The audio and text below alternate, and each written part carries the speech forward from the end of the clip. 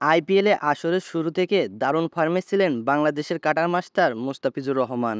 কিন্তু তার এই দারুণ ফর্মে হয়তো খুশি নয় বিসিবি, এজন্য আইপিএলের মাঝপথেই তাকে ফিরে যেতে হয়েছে বাংলাদেশে। মুস্তাফিজকে ছাড়া স্বল্প রানে জয় পেয়েছে চেন্নাই। আইপিএলের ৫৩তম ম্যাচে পাঞ্জাব কিংসের বিপক্ষে খেলতে নেমেছিল চেন্নাই।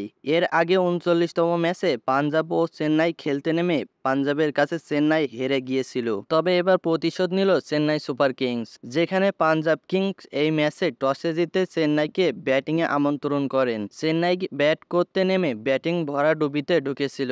তবে শেষ দিকে এসে রবীন্দ্র জাদেজার দুর্দান্ত ব্যাটিংয়ে পুরো ২০ ওভার খেলে ৯ উইকেট হারিয়ে ১৬৭ রান করেন চেন্নাই। ১৬৮ রানের টার্গেটে ব্যাট করতে নেমে চেন্নাইয়ের বোলারদের কাছে রীতিমতো অসহায় ছিল পাঞ্জাব কিংস। সেই ম্যাচে চেন্নাইয়ের বোলিং লাইনের মুস্তাফিজুর রহমান পাতিরানার মতো ভয়ঙ্কর বোলার ছিল না। স্বল্প রান তবুও চেন্নাইয়ের বোলিংয়ের কাছে যেন রীতিমতো বিধ্বস্ত হয়েছে পাঞ্জাব কিংস, যেখানে তুষার দেশপান্ডেও, রবীন্দ্র জাদেজা ও সিমরনজিৎ সিং দুর্দান্ত বোলিংয়ে একের পর এক উইকেট তুলে নেন। এই ম্যাচে মিচেল স্টার্নাও খেলেছেন চেন্নাইয়ের হয়ে, দুর্দান্ত ফিল্ডিং ও করেছেন তিনি। চেন্নাইয়ের বিপক্ষে যেখানে ১৬৮ রানের টার্গেটে ব্যাট করতে নেমে জয় তুলে নিতে পারেননি পাঞ্জাবের কাছে এমন ম্যাচে জিতে উপস্থাপকের করা প্রশ্নের জবাবে জাদেজা বলেছেন, এমন পিচে ১৬৮ লক্ষ্যটা করেছিলাম। আমাদের লক্ষ্য ছিল ২০০-র কাছাকাছি, আমরা করতে পারিনি। ভেবেছিলাম ম্যাচটা হাত থেকে বেরিয়ে গেল।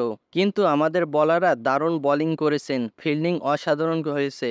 এই ম্যাচে জেতাটা সত্যিই খুব ভালো লাগার মতো। এমন ম্যাচ জিততে ফিজের প্রয়োজন ছিল কিনা জানতে চাইলে তিনি হেসে বললেন, মুস্তাফিজুর তো চলে গেছে, আর এমন ম্যাচ জিততে মুস্তাফিজুরকে কি লাগে।